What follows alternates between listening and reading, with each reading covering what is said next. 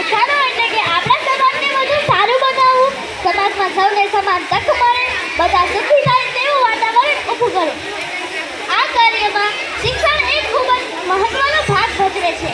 આજે આપણે કન્યા કેળવણી મહોત્સવ ઉજવી રહ્યા છીએ. તે માટે હું મારા જેવી દીકરીઓને કહું છું કે અંતરિક્ષ હો ચાહે ઘર કી ચાર દીવારેं या फिर नन्ही हो बम्बर से सवारी, हर रूप में हर जगह महिमा उसकी न्यारी, तो गुजरे दो हर घर में बेटी की किलकारी. કહેવાય છે કે જ્યાં નારીઓનું પૂજન થાય છે, સન્માન થાય છે, ત્યાં દેવતાઓ ખુશ થાય છે. પરંતુ જ્યારે આ જ શક્તિ સમાન એક નાનકડી દીકરીને હત્યા કરી રાખવામાં આવે છે, ત્યારે આપણે દેવોને પ્રસન્ન કરવાની કેમ આશા રાખી શકીએ?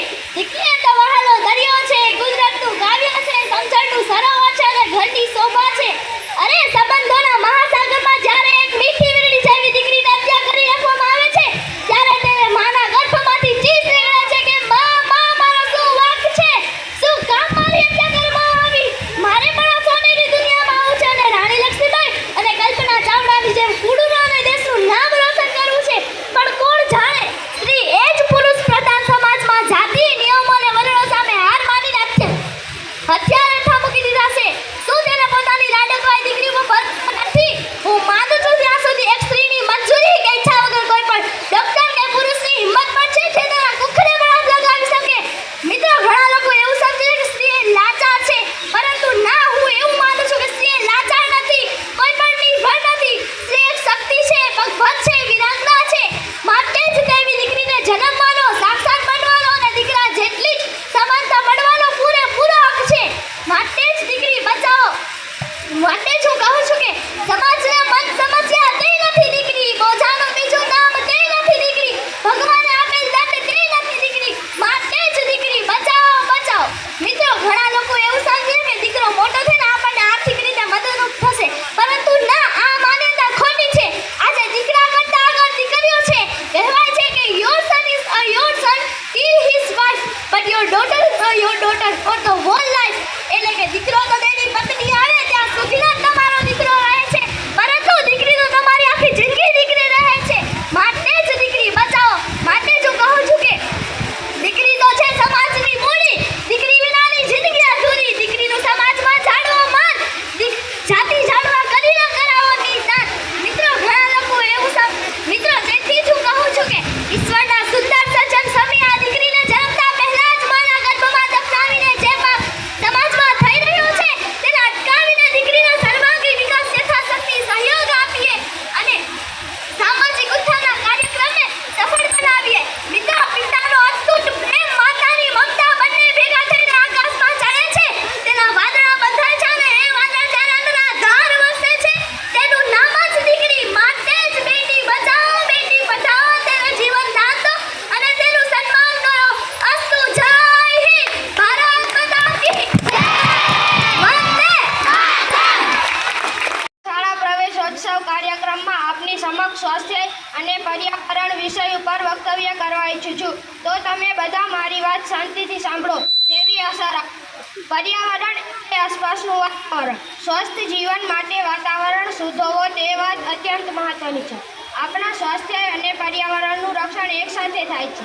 આપણી ઇકોસિસ્ટમનું નાજુક સંતુલન આપણી સુખાકારીને સીધી અસર કરે છે.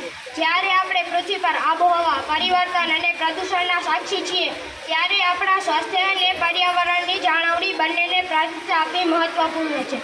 સ્વસ્થ ઇકોસિસ્ટમ આપણને આપણા અસ્તિત્વ માટે જરૂરી હવા, પાણી અને ખોરાક પ્રદાન કરે છે. આપણે પર્યાવરણની સુરક્ષા કરીને રોગોનો ફેલાવો થતાં અટકાવી શકીએ છીએ અને આવનારી પેઢીઓ માટે એક ટકાઉ ભાવિ સુનિશ્ચિત કરી શકીએ છીએ. પૃથ્વીના ભાગીદારી તરીકે કામ કરવાની તમામ જીવસૃષ્ટિને ટેકો આપતી ઇકોસિસ્ટમનું રક્ષણ પણ આપણી જવાબદારી છે. पर्यावरण की हो सुरक्षा, जिससे बढ़कर नहीं तपस्या. આપણે ચોક્કસ પ્રવૃત્તિઓની હિમાયત કરવી જોઈએ. આપણે આપણા કાર્બન ફૂટપ્રિન્ટ ઘટાડવા જોઈએ અને પર્યાવરણીય સંરક્ષણના પ્રયત્નોને પ્રોત્સાહન આપવો જોઈએ. ચાલો આપણે આપણા માટે અને ભવિષ્યની આવનારી પેઢીઓ માટે સ્વસ્થ વિશ્વ બનાવવા સાથે મળીને કામ કરીએ. યાદ રાખો, સ્વસ્થ વાતાવરણનો અર્થ આપણા બધા જ માટે સ્વસ્થ ભવિષ્ય છે. ચાલો હરિયાણા स्वच्छ और स्वस्थ रहने लड़ाई में हाथ जोड़िया. धरती को है अगर बचाना, धरती को अगर बचाना, पर्यावरण रक्षा का लक्ष्य बनाना, पर्यावरण रक्षा का लक्ष्य बनाना. वृक्षों वावो, हरियाली लाओ. अस्तु. वंदन करते हैं हम सभी आपका, गूंज उठी खुशियों से हमारी ये साला, दिल से स्वागत करते हैं हम सभी आपका। આપણી ભારતીય સંસ્કૃતિ પ્રમાણે અતિથિ દેવો ભવ એવા આપણે આંગણે પધારેલા આપણા અતિથિ તુલ્ય એવા શ્રી ડીએન મોદી સાહેબ, માનનીય કમિશનર શ્રી આપણે ત્યાં પધારેલા શ્રી આપણા અધ્યક્ષ શ્રી પરસોત્તમભાઈ કકનાણી, શ્રી બીએન અધ્યક્ષ શ્રી નગર પ્રાથમિક શિક્ષણ સમિતિ, બીએન શ્રી મનીષાબેન બાબરિયા, સભ્ય શ્રી નગર પ્રાથમિક શિક્ષણ સમિતિ જામનગર, શ્રી નરેશભાઈ પટેલ, કંટ્રોલિંગ અધિકારી શ્રી સાબુ સાહેબ, અમારા દાતાશ્રી શ્રી માંડણભાઈ મકવાણા, અમારા ભૂતપૂર્વ નિવૃત્ત આચાર્યશ્રી શ્રી રંજનબા રાઠોડ, એસએમસીના સભ્યશ્રી, સીઆરસી શ્રી રાકેશભાઈ માકડિયા સાહેબ, શાળા નંબર 51ના અમારા આચાર્ય શ્રી કૌશિકભાઈ, શાળા નંબર 27ના આચાર્ય શ્રી પ્રદીપભાઈ અને શાળા નંબર 27ના ભૂતપૂર્વ આચાર્ય શ્રી કલ્પેશભાઈ કટેશિયા, આપ સર્વેનું દિલથી સ્વાગત કરતા હું હર્ષની લાગણી અનુભવું છું. ત્યારબાદ આપણે પુસ્તકોથી મહેમાનોનું સ્વાગત કરીશું. તો સૌ પ્રથમ શ્રી આપણા માનનીય ચેરમેન સાહેબ શ્રી પરસોત્તમભાઈ કકનાણી સાહેબનું સ્વાગત કરશે ધોરણ 8ની વિદ્યાર્થીની. અહીં સ્વાગત કરવા આવશે આપણા માનનીય ચેરમેન સાહેબ શ્રી પરસોત્તમભાઈ કકનાણીનું પુસ્તકથી સ્વાગત કરશે.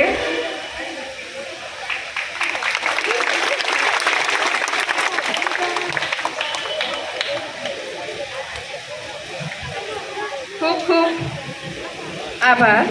ત્યારબાદ શ્રી મનીષાબેન બાબરિયા, સભ્ય શ્રી નગર પ્રાથમિક શિક્ષણ સમિતિ જામનગર, તેમનું સ્વાગત પુસ્તકથી કરશે નજમા. તાળીઓ આપણે ચાલુ રાખશું. ત્યારબાદ શ્રી નરેશભાઈ પટેલ, કંટ્રોલિંગ અધિકારી શ્રીનું સ્વાગત કરશે ધોરણ 8ની વિદ્યાર્થીની મુસ્કાન.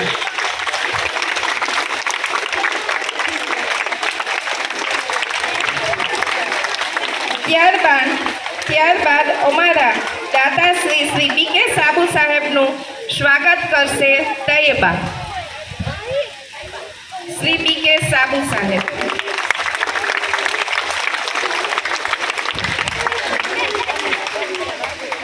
ત્યારબાદ અમારી શાળા નંબર 51ના નિવૃત્ત શિક્ષક શ્રી માંડણભાઈ મકવાણાનું પુસ્તકથી સ્વાગત કરશે સુફિયા બુચડ.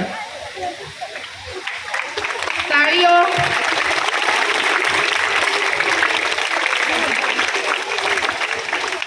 ત્યારબાદ શ્રી રંજનબા રાઠોડ, એસએમસી અધ્યક્ષ, એમનું પુસ્તકથી સ્વાગત કરશે ખેરુ નિશા.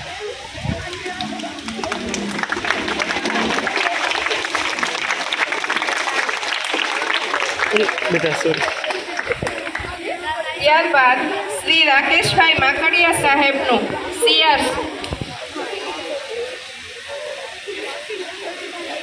એસએમસી અધ્યક્ષ શાળા નંબર 27ના સંગીતાબાનું સ્વાગત કરશે ઉમેરાબાનું.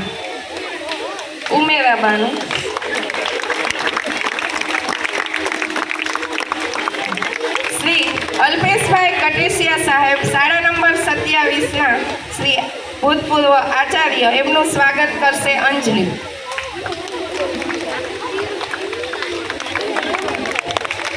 જોરદાર તાળીઓ.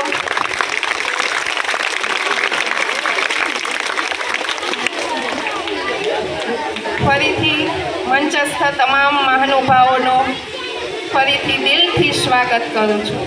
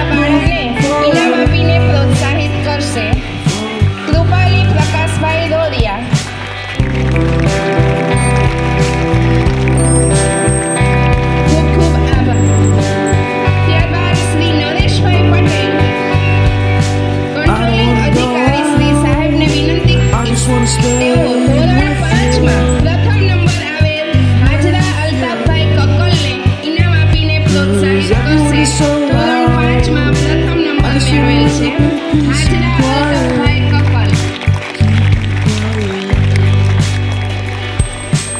Give me a sense of direction. Give me some time for introspection. 'Cause I need to keep on going. I need to keep on going. I need to be a forward thinker. Don't give me what I want, just give me what I need. I'll give anything, anything to be free. Don't give me what I want, just give me what I need, and I'll be out of your way. Give us a sense of time. મારા રાઠોડ 51 નંબરના શ્રી કૌશિક, મારા સાથી સભ્ય બેન શ્રી મનીષાબેન Babariya, controlling officer Shri Nareshbhai Patel, લાયજન અધિકારી પ્રાથમિક શાળા રાકેશભાઈ માકડિયા, પ્રતિકભાઈ જાવિયા, 27